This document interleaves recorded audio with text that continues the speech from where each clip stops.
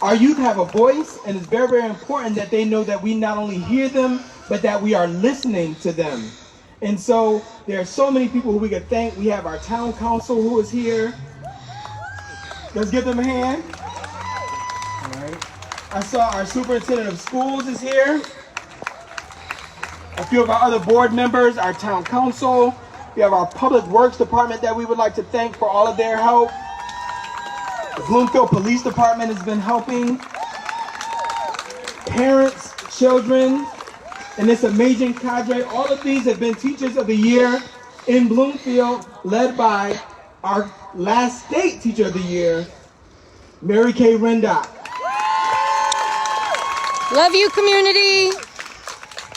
And so we'd like to thank the Alliance for Bloomfield's Children. The first person I'm going to bring is a person who really needs no introduction, but has always been a large voice for our children, a huge advocate for our children. Please welcome Ms. Pat Davis. Good evening, good evening. Thank you very much for coming out tonight to support Black Lives Matter in Bloomfield Schools for Bloomfield children. I am Pat Davis, and I am the chair of the Equity Committee for the Alliance for Bloomfield Children. Today, I just want to really just emphasize how important it is for you all tonight to be participating in this event. There's Bobby Gibson, Not only does state it just rep. start at our school Love system, it. Facebook it starts Live, in our boys. community, and our mayor has been an advocate for emphasizing the importance of Black Lives Matter in our schools.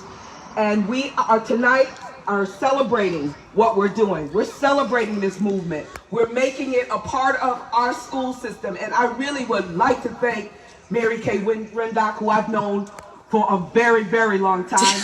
My children graduated from this school. Miss Rendock, we've done trips over to Yard Goat State. I mean, beehives and everything. So, you know, this is very important, and I want you to understand that you are a part of a movement right now. The Alliance for Bloomfield Children is working actively to help with the help from Grosstein Memorial Foundation. We received some funding, so I need you all to look out. On August 22nd, we anticipate a bag of essentials being given out that the Alliance for Bloomfield Children will do. We're working diligently to pack those bags with some things that parents and families will need. So look out for it. I'd also like to acknowledge our chair of the Equity Committee of the Alliance for Bloomfield Children, Gail Nolan, who's also Family Resource Center over there. We have other members that are here tonight that are part of the Alliance for Bloomfield Children. And again, I just want you all to know that your presence tonight is powerful. Your presence tonight is meaningful. Your presence is what's going to make the difference. Black Lives Matter for Bloomfield Children. Let's do it. Thank you. Woo! This morning I wake up in a curfew and I am a prisoner too. Okay. Right. So, how many rivers do I have to cross? we want to also acknowledge, we'd be remiss if we did not acknowledge our state rep, a gentleman by the name of Bobby Gibson, who is here from executive session. So we're going to allow Mr. Gibson to come and just say a few words to you all. Thank you. Jesse, don't forget Mrs. Beats. Good afternoon, everyone. I am Bobby Gibson. I'm your state representative, but today I'm coming in a different capacity. I'm also the school improvement specialist at Carmen Aires Middle School. Go ahead, give it up for Carmen Aires. Hey, we'll be remiss. Let's give it up for all of our schools. Open that. Right there. The best school district in the state, with some of the best teachers of the state. Let's give it up to our Teachers of the Year. Woo! I'm going to be really brief because Joe Arasimowicz, who's the Speaker of the House, and Matt Ritter, who is the Majority Leader, That's all right. That's why I brought gave me everything only a couple minutes to sneak down out of session, which is very important for today. The bill that's about to be argued right now is the Police Accountability Bill. Now, we are fortunate here in the town of Bloomfield to have a lot of great police officers. Some of them are across the street protecting us right now. So let's give it up to our police officers. Woo-hoo! Thanks for your service, people in blue. However, there are some police officers out there who aren't doing their jobs. Instead of being protectors, they're being people who are going against us. They're being predators. And so this is what this movement is about, because as I look out into the audience, I see not only people, I see former students and friends and citizens, but more importantly, I see the future. I see our kids, the ones that we teach, the ones that we protect, the ones that we educate. And so I'm going to be brief. I'm glad you guys came up here today. I'm going back to the Capitol because we're going to fight for this police accountability bill. It's not going to be easy. We're going to be at the Capitol all night tonight, but we're going to fight for it. And I tell you what, I'm going to get up there and I'm going to fight because some things have happened to our people throughout this country, to me personally, to my family, that it's time for it to stop. Enough is enough. All right, Bobby, preach. So in closing, children, we love you. We love you. Your lives matter. We're fighting for you. And after we get this bill passed on the House, we're going to kick it over to Senator McCrory, and you're going to do it in the Senate. Thank you. All right. There's Doug McCrory in the house. Thank you, Mr. Gibson. Also, I would like to thank the Beats family. There are some families that just donated to make sure that we had the police, to make sure that we had T-shirts, make sure we had a venue. And so we want to thank the Beats family, as well as a gentleman who works at our own town rec, Mr. Dave Malesko. Thank you so very much. So in order to represent our youngest school, Wittenberry Early Childhood Magnet School, we have Miss Lisa Smithhorn, amen, a teacher, and she's going to read a child's book about racism by Jelani Memory.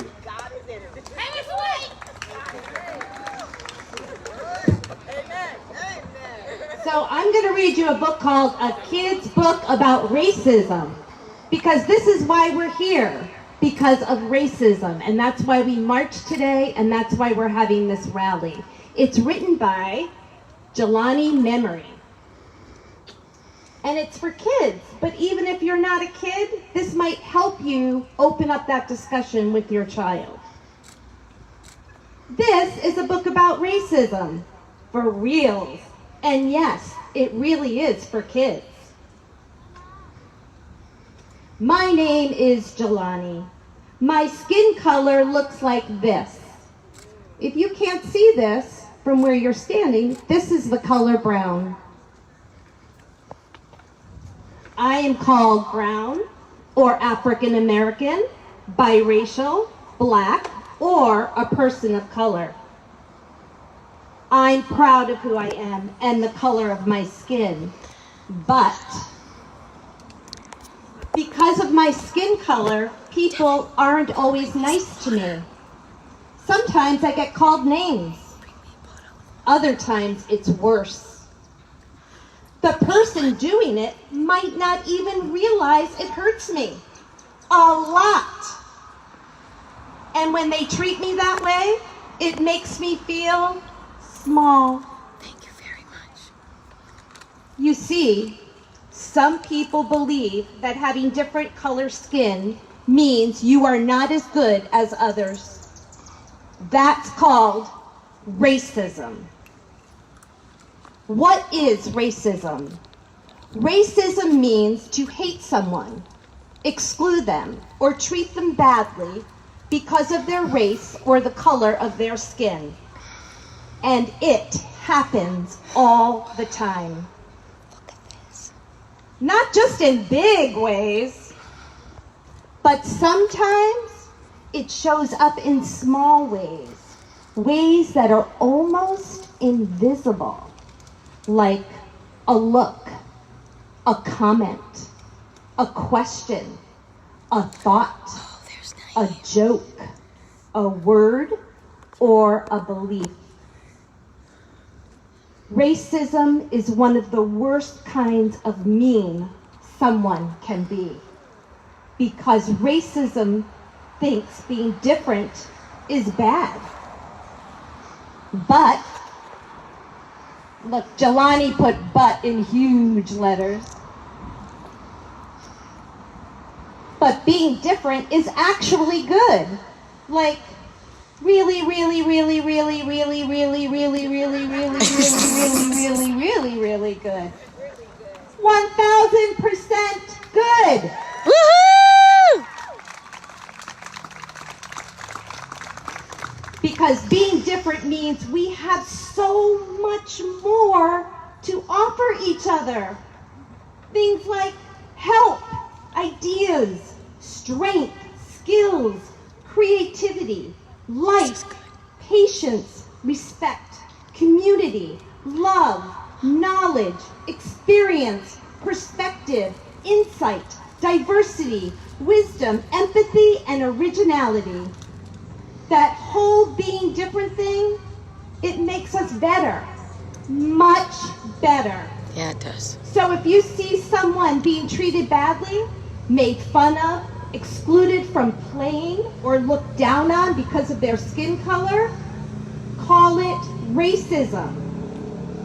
And I hope that you will discuss your experience with racism with a special adult in your life. Thank you. I love you. Yay, Mrs. Smithorn! Whoop, whoop! Thank you so much, Ms. Smith. Now representing Laurel Elementary School, and I need you guys to do me a favor. Sometimes it's really nerve-wracking when you get up here. So I need you to make sure that you make a lot of noise for the young people who are getting up here. Can we do that? Can we Yes! practice that? Yes! So next coming to the microphone is a young man by the name of Naeem Opoku. Bring the stand down. Bring the stand down. Hello. My name is Naeem Opoku Shin. Thank you for letting me speak and represent Laurel School. I am very proud to be part of this Black Lives Matter march and rally. I am sad for people hurting other people during protesting, and I feel angry. I want people to fight for what's right, and people should be able to march and rally to fight for what's right.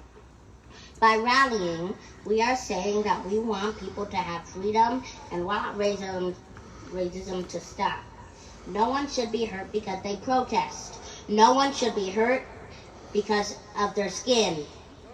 Because of racism, different people are not having freedom just because of the color of their skin. I want to fight for more freedom. By fight, I mean use my words. My words are powerful and can... For all the kids out there, watch this program called Kids Race and Unity, hosted by Elisa Keys. It made a difference for me and helped me to learn how as kids we can unite and help stop racism. It helped me understand the meaning behind Black Lives Matter. It is not just something we say. We have Trayvon Martin, we have George Floyd, and many others. It could be me. It could be my family. I need the world to know our life, our voice, our joy matters. I am a kind, helpful, singing black boy, and I am more than just my skin. Lastly, I would like to end my message for all of you. Hate will not help make racism stop. Only love and peace will help racism stop. Again, hate will not help make racism stop. Only love and peace will help racism stop. Woo!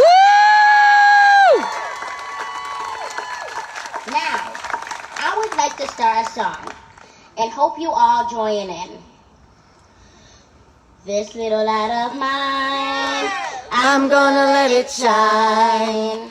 this little light of mine, I'm gonna let it shine. this little light of mine, I'm gonna let it shine. Let it shine, let it shine, let it shine. Woo!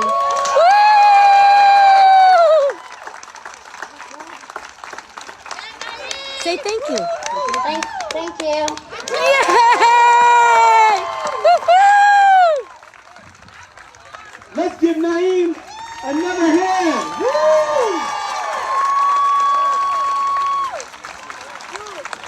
He preached, he sang. I heard that Senator McCrory is out there. Watch out, because this young man is coming for your spot. Next up, we're going to ask Mr. Keith Darby, who is a librarian. Miss Darby, who is a librarian, to come and read an excerpt from Radical Acceptance by Tara Brock, Beloved Community.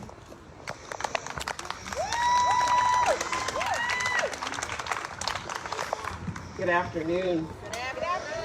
Naeem said it, love, which is an apt prelude of words. My kids, my students, my children, because I don't have any of my own, are always talked about. We always tell them to be kind, and I have come to unuse that word because it has no more meaning in my life and in my experience. So, because the word's love, and I'm going to say that we use kindness to get them to that big term. So, we showed up again today. Yeah, we did. It takes faith and action to show up. Judy Johnson asked me for words of inspiration since she is unable to attend this evening. She's fine. She knows my love of language, words. My students know my love of words, and they know that I tell them that words have power. We are teaching our children how words are created. We are teaching them word parts, the roots, the prefixes, the suffixes, the affixes, all the portions that make a word that make power. So the last time we were here, someone spoke about the root and core meaning of the word inspire. To breathe into, give life to, breath. So again, as Naeem reminded us, we honor and raise up George, Brianna, Sandra, and too many others with our loving breaths. Brianna, George, Sandra, Ahmad, Martin. Their lives represent an urgent inspiration. Remember, Judy said, Keith, will you read something, say something inspirational? This is about that. Their lives are an urgent inspiration to recreate community. Some of us know this idea as Dr. King's explanation of the concept of beloved community. And some of us know that love is a verb. Can I hear you say that? Love is a verb. It's about action. Yeah, it is. Be kind. No, you have to be it in your body. It's an embodiment. It is not be kind if it is not here and acted out there. One theologian or philosopher, American, James Cone, has described the beloved community as this: God's justice grounded in God's creative and redeeming love. You get to come back to it if you fall out of it, or if you've never had it. Some people have never had it. The beloved community. Let me read that again. God's justice is grounded in God's creative and redeeming love. Neighborly love, especially for the enemy, racism, hatred, anger. Neighborly love, especially for the enemy, a love that is also the goal of the struggle for freedom, which is the beloved community. So here's a short reading on what I have come to understand in my life as this intentionally desired and actively embraced effort for community. This comes from the book Radical Acceptance by Tara Brach. And I rely on her to remind me of my core value.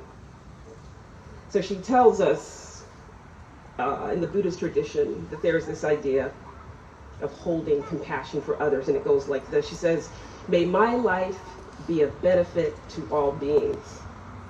And that itself is a powerful tool for remembering our belonging and our widening of the circles of our compassion.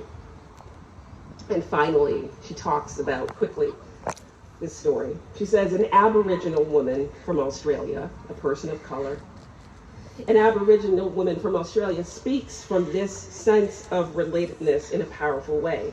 She says, if you have come to help me, then you are wasting your time. But if you have come because your destiny is bound up with mine, then let us work together. Very nice. Very nice. Okay. That was lovely, Keith. Okay. Let's roll. Thank you so much, Miss Darby. Next, representing Metacomet Elementary School, we have Miss Riley Roman, rising fifth grader. I don't think she's here. Is Riley here? Where's Riley? Okay, maybe not. But I do know somebody who is here. Give a rousing applause for Miss Tiffany Eastman. Rising fifth grader, she's going to read Our Greatest Fear by Mary Ann Williamson. Come on, Tiffany.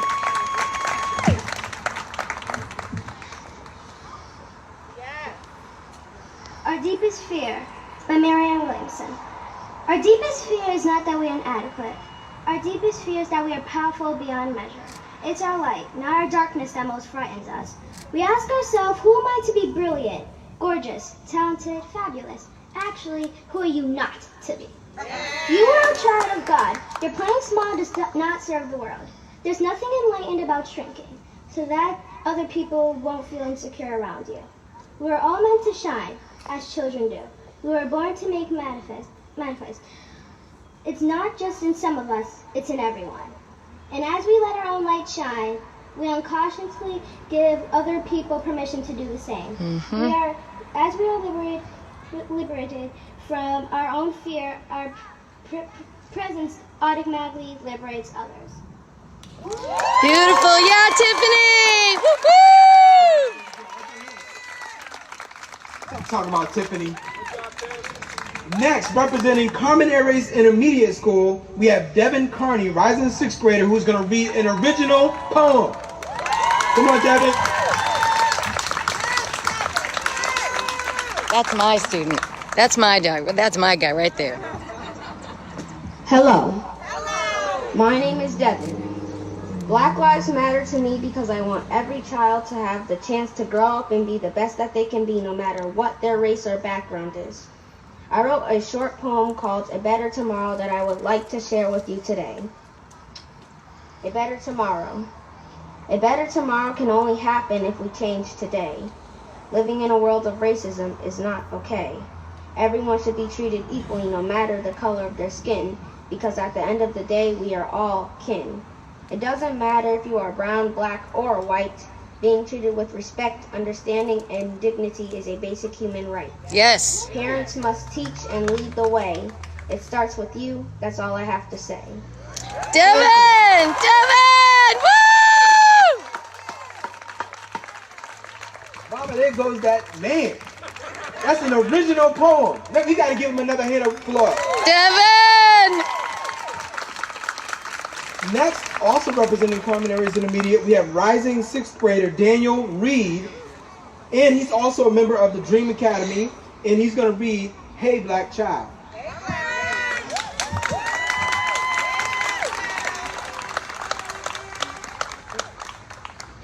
Hey, black child. Do you know who you are, who you really are? Do you know you can be what you want to be if you try to be what you can be? Hey, black child, do you know where you're going, where you're really going? Do you know you can learn what you want to learn if you try to learn what you can learn? Hey, black child, do you know you are strong, really strong? Do you know what you can do, what you want to do, if you try to do what you can do? Hey, black child, be what you can be. And learn what you must learn. Do what you can do, and tomorrow your nation will be what you want it to be. Yeah, Daniel! Woo!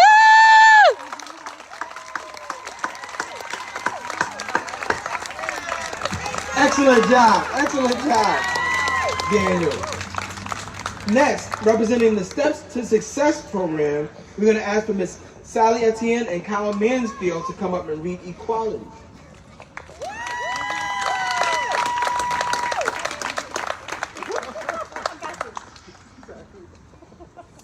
Hello, everyone. Good evening. Hello. All right. So we're going to read a poem to you, Equality by Maya Angelou. Love her. And I'll read it after. You declare you see me dimly through a glass which will not shine, though I stand before you boldly, trim in rank and marking time. You do own to hear me faintly as I whisper out of range, while my drums beat out the message and the rhythms never change.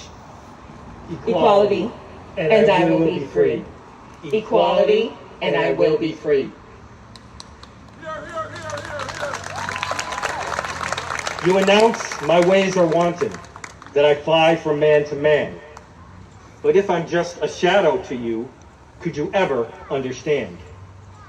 We have lived a painful history. We know the shameful past. But I keep on marching forward, and you keep on coming last.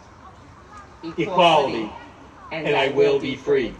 Equality, and I will be free.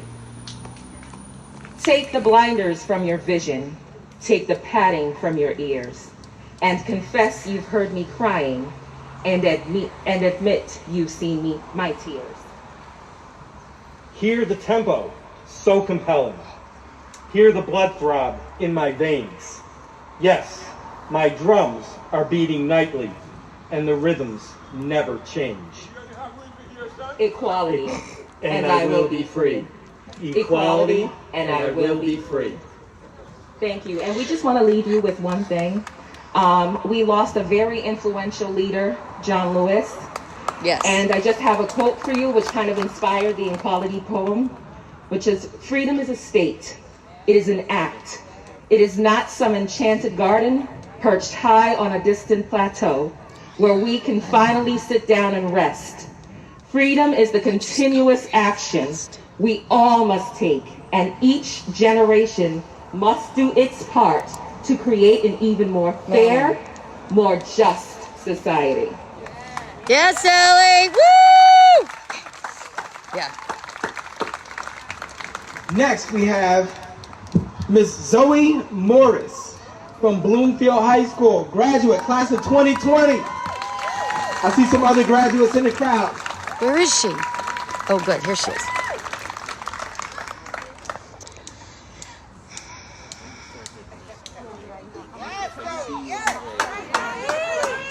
Hi, everyone. I'm going to be reading Revolutionary Dreams by Nikki Giovanni. I used to dream militant dreams of taking over America to show these white folks how it should be done. I used to dream radical dreams of blowing everyone away with my perceptive powers of correct analysis. I even used to think I'd be the one to stop the riot and negotiate the peace. Then I awoke and dug that if I dreamed natural dreams of being a natural woman, doing what a woman does when she's natural, I would have a revolution. Thank you. Great job, Zoe!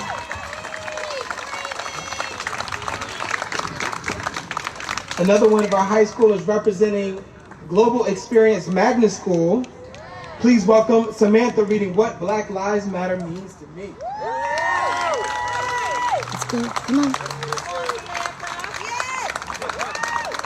How y'all doing? Hi. I'm just gonna dive right in. Yes, please, hurry up. No, you're good. Sorry. It's been a real privilege to grow up in a town where I have always believed and felt that Black Lives Matter because of how I was treated, how my peers are treated, and just everything that's been shown. I've been attending Bloomfield School since I was in first grade, and living in this town, I've always felt safe and loved and accepted. And I can't speak for everyone, but I know that's the feeling of many around me. Don't worry. At Global Experience Magna School, my school, the mission has always been to graduate students who become global citizens through a process of knowing, caring, and doing. And I've attended that school since 6th grade, and it's been very repetitive and annoying to always hear about being a global citizen, but it wasn't until recently that really resonated with me, the importance of being a global citizen. And I think the time we're in right now and the movement Black Lives Matter is a perfect example of when it's time, and just the importance of being a global citizen. I believe that being a global citizen means seeking out knowledge about white supremacist systems, caring about the impacts that they have on Black and brown people, not only in our communities but around the world, and doing something about it by being actively anti-racist. That's right. In the past 2 months, I have been more anxious than usual about the safety for not only my Black brothers and sisters all over America, but my actual younger Black brothers for when they go out in the world. It's a feeling that I know many mothers feel, and sisters, brothers, we all feel that way for our men, really, and how they are viewed in society, no matter how gentle and sweet and smart they are. It's about how they're going to be perceived. So that keeps me up at night. The racist acts that happened in Bloomfield almost 2 months ago was very reminiscent of George Zimmerman's stalking and murder of Trayvon Martin. And that really showed me that there's no place safe from racism. No matter where you live, the town size, the crime rate, diversity, or even if you're in a majority Black town, there's always racists looking to harm. And maybe that's my own, maybe that's me being naive to just realize this, but I always felt very safe here. Black lives are in a constant state of danger and subject to relentless structural discrimination and have been since this nation's inception. I attended my first Black Lives Matter protest at age 11 with my family, and I did not know what systemic racism was. I knew and believed what I had been told, which was very little, that racism was slavery, racism was the civil rights movement during the 60s and fighting that. But it was really taught to me in school that it's something of the past. So it took a lot of Black Lives Matter protests for me to see that this is a pattern and that this is not, these aren't isolated incidents. But by the age of 13, I started to become more socially aware, or woke. I did. And I began listening to people and hearing stories and perspectives from people that I can't relate to myself. And just really educating myself. And it showed me from 13 to now, I've just been constantly learning more and more that the issues that we talk about and the protests that we attend and see, like today, are absolutely relevant and significant. The great scholar Angela Davis wrote, "In a racist society, it is not enough to be non-racist. We must be anti-racist." Mm-hmm. And I think that's the most important thing that I'm saying right now, because we need to fight racism. We can't just show up. Yeah.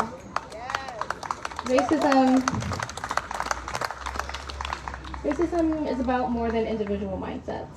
It thrives within the structures and systems in our nation, which is why being actively anti-racist is the most important thing to do now. We must call out and correct not just racist behavior, but structures, systems, and institutions when we see them. Yes. No matter how big they are. Yes, they are. Get rid of them.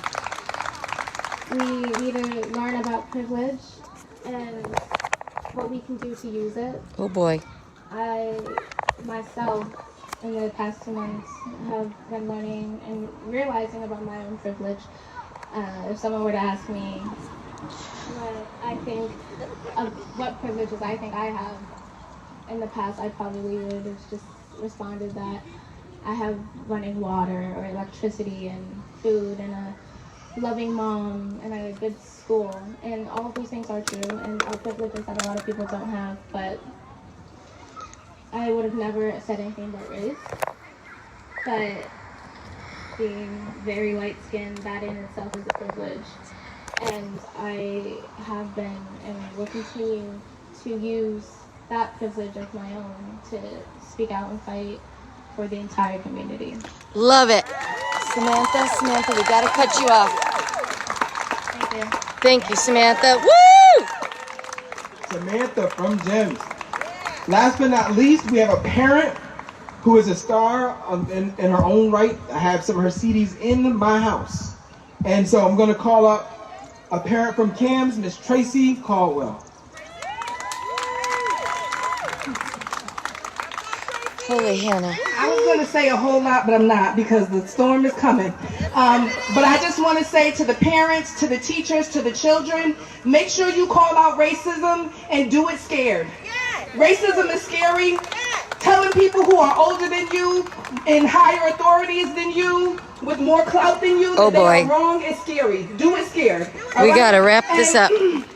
What brought us here today was the catalyst of a man being murdered by the police. So this poem is in reminiscence of that. And I just want to say I have black children that I want to make it home every night. Just like everybody standing out here, we want our children to make it home at night. So we need change on all fronts. We need changes in our schools, we need changes in our legislation, and we need changes in the police system. So if y'all, thank y'all for coming out. Here go the poem. All right. Told I was falling for media tricks after I made the angry post about the murder of insert name of black individual unjustly killed by a frightened police officer here. White people experience police brutality. It's just not publicized, she said. Knows me to be a loving, caring individual, but isn't so sure because I suggested more people should be outraged when the police murder black citizens. Made her uncomfortable, she said. I should change my stance because she's uncomfortable. But no laws have been changed because I'm frightened. We watch these public executions over and over and over and over and over we cry, and over we get angry, and over we protest, and over we are silenced until we remain silent again. Every single time. The media sure has tricked us with fairy tale lies about suits and ties making black men invisible to police rage, while sagging jeans make them target practice. Bad cops don't see clothes. They just see black skin as guilty and worthy of execution. Racial profiling is not an urban legend. Colonial invaders believed no country could govern itself unless there were a high degree of white people in charge. My ancestors were shipped to America to learn to be appropriate. Their descendants have been buried alive under years of oppression. We are not the violent ones. We suffer from PTSD, purposeful, traumatic, systemic destruction, told to keep up with the American dream, get chained to the starting block at the beginning of the rat race, broke free, and get shot every time we start catching up at the finish line. Land of the free, where no one wanted to be equal to a slave, forced to pledge allegiance to a star-spangled noose. Jim Crow never died. It just evolved into a 3-year sentence on Rikers Island, followed by suicide for a stolen book bag. Grew into the monster on the other side of the front door, making brown parents everywhere afraid to release their children into the world, destroying promise and hope. Believes I'm seeking revenge instead of equality when I point out her white privilege. Sees me as the wicked witch of reverse racism, but she's always been free enough to tell me how my anger makes her uncomfortable. Black people will continue to rise like the embers of our ancestors that rose from the fires that burned down Tulsa, Oklahoma. But if they won't stop shooting us, at least show a good cop arresting a bad cop one time, so I can play that over and over and over and over. All right. Okay. I told y'all, a young man who needs no introduction, but he's right here from Bloomfield to end us out, gentleman by the name of Shane Davis.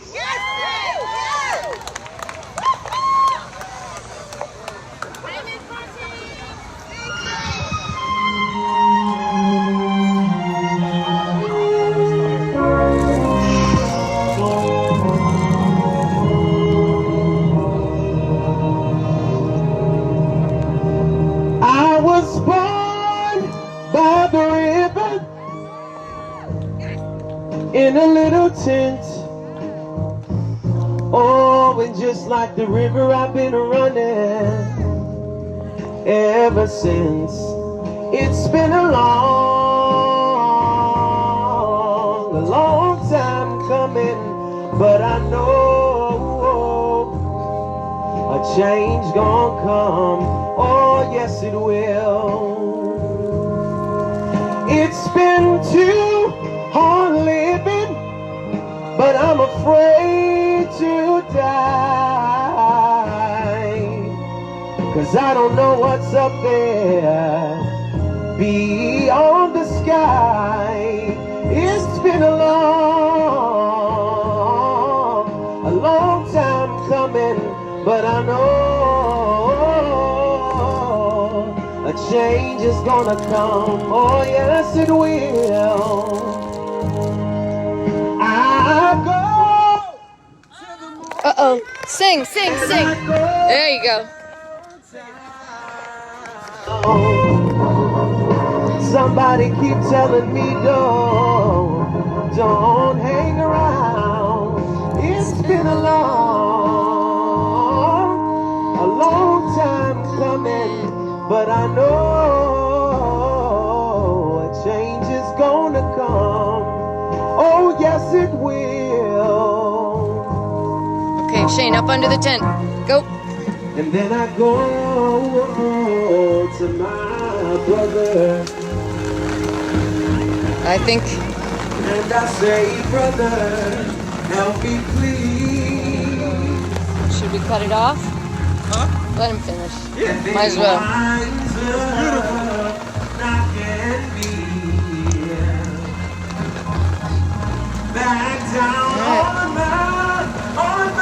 Is everything sound-wise underneath the tent?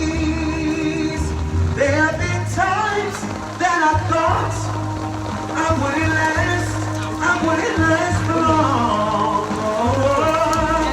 And now I think I'm able to carry on. It's been a long time coming, but I know I can throw it in the truck like that. Don't worry about it. oh yes it will. That's right. Black Lives Matter! You got it? There you go. Thanks for coming out. God bless you. Good night. Everybody be safe.